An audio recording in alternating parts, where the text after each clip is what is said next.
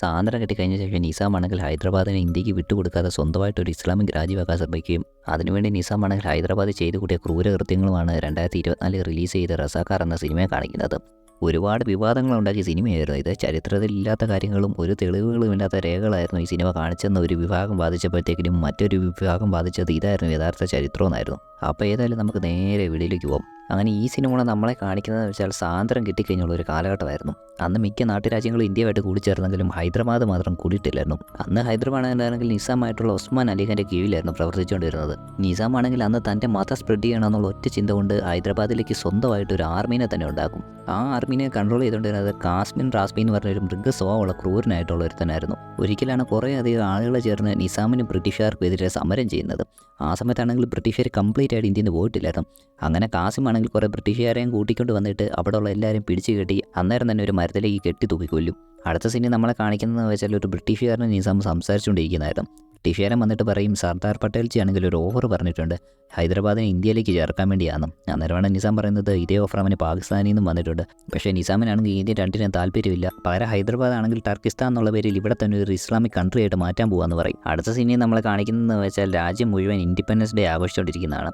അന്നെല്ലാവരും ഇന്ത്യയുടെ കൊടി ഉയർത്തുമ്പോഴത്തേക്കിന് ഹൈദരാബാദിൽ ഈ കൊടി ഉയർത്തിയ കുറേ പേരുടെ തലയാണെങ്കിൽ നിസാമിൻ്റെ ആർമി വെട്ടിയെടുത്ത ശേഷം ആ തലയുമായിട്ട് ഗ്രാമപ്രദേശത്ത് കൂടെ എല്ലാം അനൗൺസ് ചെയ്തുകൊണ്ട് പോകും ഇതൊരിക്കലും ഇന്ത്യയായിട്ട് ചേരുന്നില്ല, പകരം പുതിയൊരു ഇസ്ലാമിക് സ്റ്റേറ്റ് വരുവാന്ന് പറഞ്ഞ്. പിന്നീട് നമ്മളെ കാണിക്കുന്നത് സർദാർ വല്ലഭായ് പട്ടേലിനെയായിരുന്നു. അദ്ദേഹമാണെങ്കിൽ ഇന്ത്യയിലേക്ക് കയറുന്ന നാട്ടുരാജ്യങ്ങളെയൊക്കെ പറ്റി കണ്ടുകൊണ്ട് സന്തോഷത്തോടെ ഇരിക്കുമ്പോഴാണ് ഒരു അഡ്വൈസർ എന്ന് പറയുന്നത് ഹൈദരാബാദ് ആണെങ്കിൽ ഇന്ത്യയിലേക്ക് ചേരാൻ വിസമ്മതിച്ച ശേഷം അവർ സ്വന്തമായിട്ട് ഒരു ഇസ്ലാമിക് കൺട്രി ഉണ്ടാക്കാൻ നോക്കുവാന്ന്.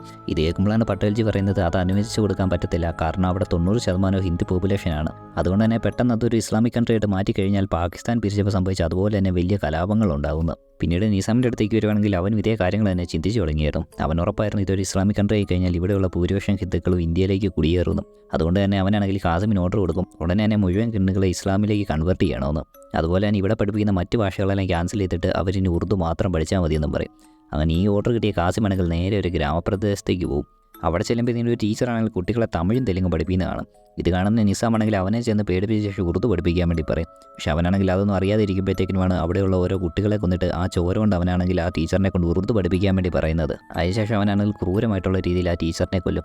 ഇത് കണ്ട് പേടിച്ചുള്ള കുട്ടികളെയാണെങ്കിൽ ഓരോരുത്തരായിട്ട് വെടിവെച്ച് കൊല്ലുകയും വെള്ളത്തിൽ മുക്കി കൊല്ലുകയും കല്ലുകൊണ്ട് തലക്കടിച്ച് കൊല്ലുകയൊക്കെ ചെയ്യും. പിന്നീട് നമ്മളെ കാണിക്കുന്നതെന്ന് വെച്ചാൽ മറ്റൊരു സ്ത്രീ ആണെങ്കിൽ ഒരു പെൺകുട്ടിക്ക് ജന്മം കൊടുക്കുന്നതായിരുന്നു. അത് പെൺകുട്ടിയാണെന്ന് അറിഞ്ഞ ഉടനെ തന്നെ അവിടെ ഉള്ളവരെല്ലാം കൂടെ എന്നെ കൊല്ലാമെന്ന് പറയും. കാരണം ഈ സ്ത്രീക്ക് അനുഭവം ഉണ്ടായിരുന്നു അവളുടെ പെൺകുട്ടിക്ക് സംഭവിച്ചത് എന്തൊക്കെയാണെന്ന്. അങ്ങനെ ജനിച്ച കുച്ചിനെ കൊന്ന ശേഷം അവർ ഇരിക്കുമ്പോഴാണ് രാജാവിൻ്റെ ആൾക്കാർ ടാക്സ് കളക്ട് ചെയ്യാൻ വരുന്നത്. ഇവരാ കുട്ടി മരിച്ചെന്ന് പറഞ്ഞിട്ട് പോലും അവരാണെങ്കിൽ ടാക്സ് വേണമെന്ന് പറയും. പിന്നീട് നമ്മളെ കാണിക്കുന്നതെന്ന് വെച്ചാൽ അവിടെ തന്നെ ഗ്രാമപ്രദേശത്ത് ഇലാമ എന്ന് പറഞ്ഞൊരു പെണ്ണാണെങ്കിലും കൃഷിയൊക്കെ കഴിഞ്ഞ് വരുമ്പോഴത്തേക്കും നിസാമിൻ്റെ ആളുകൾ വന്ന് അവളോട് ഫ്രീ ടാക്സ് ചോദിക്കും. എന്നാൽ അവളാണെങ്കിൽ അത് കൊടുക്കത്തില്ലെന്ന് പറയും. അങ്ങനെ അവരെല്ലാം കൂടെ ഇലാമാനെ കൊല്ലാൻ വേണ്ടി വരുമ്പോഴാണ് അങ്ങോട്ട് നരസിംഹ റെഡ്ഡി വരുന്നതും അവളെ അവിടെ നിന്ന് രക്ഷിക്കുന്നതും. പക്ഷേ തൊട്ടുപുറകെ തന്നെ നിസാമിൻ്റെ പോലീസ് അങ്ങോട്ട് വരികയും നരസിംഹ റെഡ്ഡിനെ അവൻ്റെ അനിയനെ പിടിച്ചുകൊണ്ട് പോവുകയും ചെയ്യും. അതിനുശേഷം അവനെയാണെങ്കിൽ ക്രൂരമായിട്ട് ടോർച്ചർ ചെയ്ത ശേഷം കാസിമിൻ്റെ നേതൃത്വത്തിൽ അവനെ ആ ഗ്രാമപ്രദേശത്ത് തന്നെ തിരിച്ചു കൊണ്ടുവന്ന് തലകീഴായിട്ട് കെട്ടിത്തൂക്കിയിടുന്നത്. ഇനി ഇതുപോലെ മറ്റൊരാൾ ഇവർക്കെതിരെ ഒരിക്കലും പ്രതികരിക്കാതിരിക്കാൻ വേണ്ടിയായിരുന്നു അവനെ കെട്ടിത്തൂക്കിയിട്ടത്. പിന്നീട് അവനെ താഴേക്ക് വലിച്ചിട്ട ശേഷം ചെവിയിലേക്ക് കല്ലടിച്ച് കയറ്റി അവനെ അവിടെ കൊല്ലും. എന്നിട്ട് ദേഷ്യമാർത്ത കാസിമാണെങ്കിൽ അവിടെ കണ്ടു നിന്ന് അത്രയും ആൾക്കാരെയും അവിടെയുള്ള മരത്തിലേക്ക് കെട്ടിത്തൂക്കിയ ശേഷം തൊട്ട് താഴെ കച്ചി വെച്ച് അത്രയും പേരെയും കത്തിക്കും.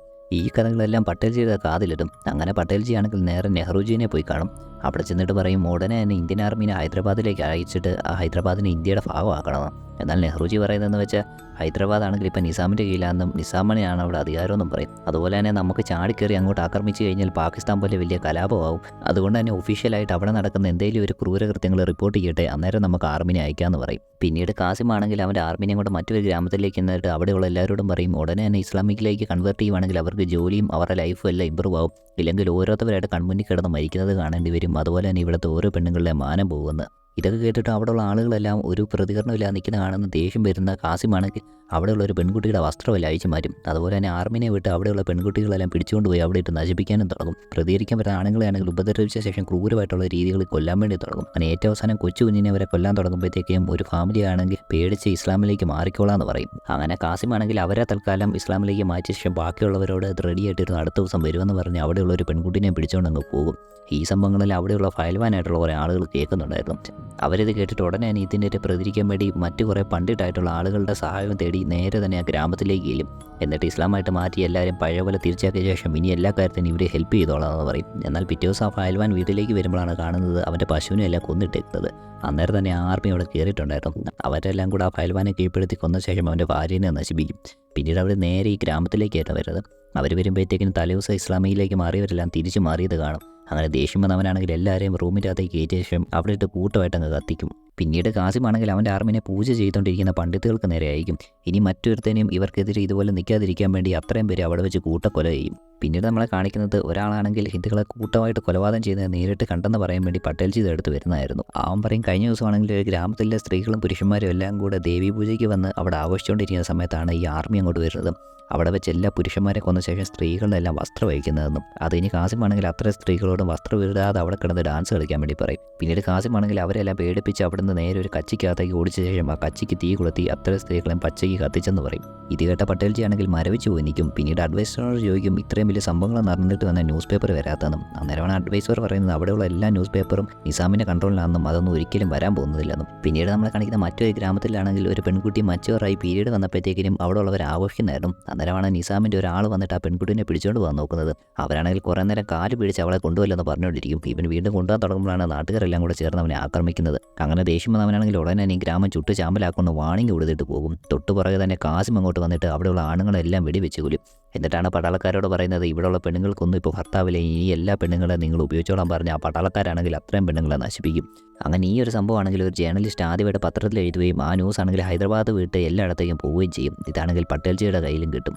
ഈ സംഭവമാണെങ്കിൽ കാസിമും അറിയും. അങ്ങനെ കാസിമാണെങ്കിൽ അവൻ്റെ ആർമിനെ വിളിച്ചു കൂടിയ ശേഷം പറയും നിസാമിനെതിരെ എഴുതാൻ ഇനി ആർക്കും ധൈര്യം ഉണ്ടാകില്ല, അതുകൊണ്ട് തന്നെ ഈ എഴുതിയ ആൾ ഉടനെ എന്നെ കൊല്ലണമെന്ന്. അങ്ങനെ ഇവരാണെങ്കിൽ ആ ജേർണലിസ്റ്റിനെ തപ്പി ഇറങ്ങും. അവിടെ ചെന്ന് ജേർണലിസ്റ്റ് കാര്യങ്ങൾ പറഞ്ഞ് മനസ്സിലാക്കാൻ തുടങ്ങുന്ന തൊട്ട് മുമ്പ് തന്നെ ജേർണലിസ്റ്റിൻ്റെ കൈ വെട്ടും. പിന്നീട് ഉടനെ തന്നെ അവനെ വെടിവെച്ച് കൊന്ന ശേഷം തൊട്ടടുത്ത് നിന്ന് അവൻ്റെ ബ്രദറിനെ വെടിവെച്ച് കൊല്ലും, നാളെ അവനെ ഇതുപോലെ എഴുതാതിരിക്കാൻ വേണ്ടി. അങ്ങനെ ഈ സംഭവത്തിൽ പറഞ്ഞ 3 ബ്രദേഴ്സ് ആണെങ്കിൽ നിസാമിനെ കൊല്ലാൻ വേണ്ടി തീരുമാനിക്കും. അങ്ങനെ അവരാണെങ്കിൽ മുസൽമാൻ്റെ വേഷം കെട്ടി അവിടെ ഒളിച്ച് നിന്ന് നിസാമിന് നേരെ ബോംബ് എറിയും. പക്ഷേ ആ ബോംബ് നിസാമിന് ഏക്കത്തില്ലായിരുന്നു. ഇതേസമയം തന്നെ അവിടെ നിന്ന് ആളുകളെല്ലാം ഇവരെ പിടിക്കുകയും ചെയ്യും. അതിൽ 2 ബ്രദേഴ്സ് ഓടി രക്ഷപ്പെടും. ഒരാളെ ആണെങ്കിൽ കാസിം പിടിക്കും. പിന്നീട് അവനെയാണെങ്കിൽ ക്രൂരമായിട്ട് ടോർച്ചർ ചെയ്ത ശേഷം അവൻ വെള്ളം ചോദിക്കുമ്പോഴത്തേക്കിനും ഇവരെല്ലാം കൂടെ ഒരു കപ്പിലേക്ക് മുള്ളിയ ശേഷം അവനെ കൊണ്ട് അത് കുടിപ്പിക്കും. പിന്നീട് അവൻ്റെ കഴുത്തും കൂടെ അറുത്ത് വിടും. അങ്ങനെ കാസിമിന് തോന്നി തുടങ്ങും ഇന്നലെ നാളെ വലിയൊരു യൂണിയൻ ഇവർക്കെതിരെ വരാൻ ചാൻസ് ഉണ്ടെന്ന്. അതുകൊണ്ട് തന്നെ കാസിം ആണെങ്കിൽ നേരെ തന്നെ നിസാമിനെ കണ്ടിട്ട് പറയും ഉടനെ തന്നെ അതൊരു ഇസ്ലാമിക രാജ്യമായിട്ട് മാറ്റണമെന്നും യുദ്ധത്തിന് റെഡി ആയിട്ടിരിക്കണമെന്നും. അന്നേരമാണ് നിസാം പറയുന്നത് 200 കോടി ഓൾറെഡി പാകിസ്ഥാന് കൊടുത്തിട്ടുണ്ട്. എന്നേലും ഇന്ത്യ ആണെങ്കിൽ ഹൈദരാബാദിനെതിരെ യുദ്ധത്തിന് വന്നു കഴിഞ്ഞാൽ പാകിസ്ഥാൻ ഒരു സൈഡിൽ നിന്ന് അറ്റാക്ക് ചെയ്തിട്ട് ഇവർക്കും ഇവിടുന്ന് അവരെ അറ്റാക്ക് ചെയ്യാൻ പറ്റുമെന്ന് പറയും. പക്ഷേ നിസാം അങ്ങനെ പറഞ്ഞെങ്കിൽ പക്ഷേ കാസിമിനാണെങ്കിൽ ഏറെക്കുറെ ഒരു ഐഡിയ ഉണ്ടായിരുന്നു ഇന്ത്യൻ ആർമിയുടെ അകത്ത് വന്നാൽ എന്താണ് സംഭവിക്കാൻ പോകുന്നത്. അതുകൊണ്ട് തന്നെ കാസിം നേരെ പട്ടേൽജീനെ കണ്ടിട്ട് അവർക്ക് ഉടനെ തന്നെ ഒരു ഇസ്ലാമിക് രാജ്യം വേണമെന്ന് പറയും. എന്നാൽ പട്ടേൽജി ആണെങ്കിൽ ഇതിനെ സമ്മതിക്കത്തില്ല, ഒരിക്കലും രാജ്യത്തിൻ്റെ അകത്ത് മറ്റൊരു രാജ്യം സമ്മതിക്കത്തില്ലെന്ന് പറയും. അന്നേരമാണ് ഇവൻ വാൻ ചെയ്യുന്നത് അങ്ങനെയാണെങ്കിൽ ഒറ്റ രാത്രി കൊണ്ട് 2 കോടിയോളം വരുന്ന ഹിന്ദുക്കളുടെ തല ഇറക്കുമെന്ന്. അന്നേരമാണ് പട്ടേൽജി പറയുന്നത് യുദ്ധം എന്ന് പറഞ്ഞാൽ നേരിട്ടാകണം, അല്ലാതെ കുറേ പാവങ്ങളുടെ തല ഇറത്തോണ്ടാകല്ലെന്ന്. പിന്നീട് പട്ടേൽജി പോകുന്നത് നേരെ നെഹ്റുജീനെ കാണാനായിരുന്നു. അവിടെ ചെന്ന് നെഹ്റുജീനോട് ന്യൂസിൻ്റെയും കാര്യമെല്ലാം പറയുമ്പോഴത്തേക്കിനും ഉടനെ തന്നെ ഇന്ത്യൻ ആർമീനെ ഹൈദരാബാദിലേക്ക് അയക്കാൻ വേണ്ടി തീരുമാനിക്കും. ഇതേസമയം കാസിം ആണെങ്കിൽ അവൻ്റെ റസാക്കാർ ആർമി വെച്ച് ഹിന്ദുക്കളെല്ലാം കൊല്ലാൻ വേണ്ടി തീരുമാനം എടുത്തേക്ക് വരും. എന്നാൽ ഇതേ സമയത്ത് തന്നെ ഹിന്ദുക്കൾക്ക് ധൈര്യം വന്നിട്ട് അവരെല്ലാം കൂടെ ഒരു യൂണിയനായിട്ട് ഇവർക്കെതിരെ പ്രവർത്തിക്കാൻ തുടങ്ങിയിട്ടുണ്ടായിരുന്നു. പിറ്റേ ദിവസം തന്നെ ഇന്ത്യൻ ആർമി അങ്ങോട്ട് വന്ന ശേഷം ഓരോ റസാക്കാരെയായിട്ട് വെടിവെച്ച് കൊന്നുകൊണ്ടിരിക്കും. അങ്ങനെ തൻ്റെ വീഴ്ച അടുത്തെന്ന് പറഞ്ഞാൽ നിസാമാണെങ്കിൽ നേരെ പാകിസ്ഥാനിലേക്ക് വിളിച്ച് ഇന്ത്യനെ ഒരു സൈഡിൽ നിന്ന് അറ്റാക്ക് ചെയ്യാൻ പറയും. എന്നാൽ പാകിസ്ഥാനാണെങ്കിൽ പെട്ടെന്ന് ഒരു എക്സ്ക്യൂസ് പറഞ്ഞിട്ട് ഫോൺ വെച്ചിട്ട് പോകും. അങ്ങനെ ഒരു വഴിയില്ലാതെ വരുമ്പോഴത്തേക്കും നിസാം ആണെങ്കിൽ റേഡിയോ കൂടെ അനൗൺസ് ചെയ്യും ഹൈദരാബാദ് ആണെങ്കിൽ ഇന്ത്യയുടെ കൂടെ ചേരാൻ തീരുമാനിച്ചെന്ന്. പിന്നീട് നമ്മളെ കാണിക്കുന്നതെന്ന് വെച്ചാൽ പട്ടേൽജി വന്ന് അഭിസംബോധന ചെയ്യുമ്പോഴത്തേക്കിനും ഹൈദരാബാദ് ഇന്ത്യയുടെ കൂടെ ചേർന്നത് കൊണ്ട് എല്ലാവരും സന്തോഷത്തോടെ ഇരിക്കുന്നതായിരുന്നു.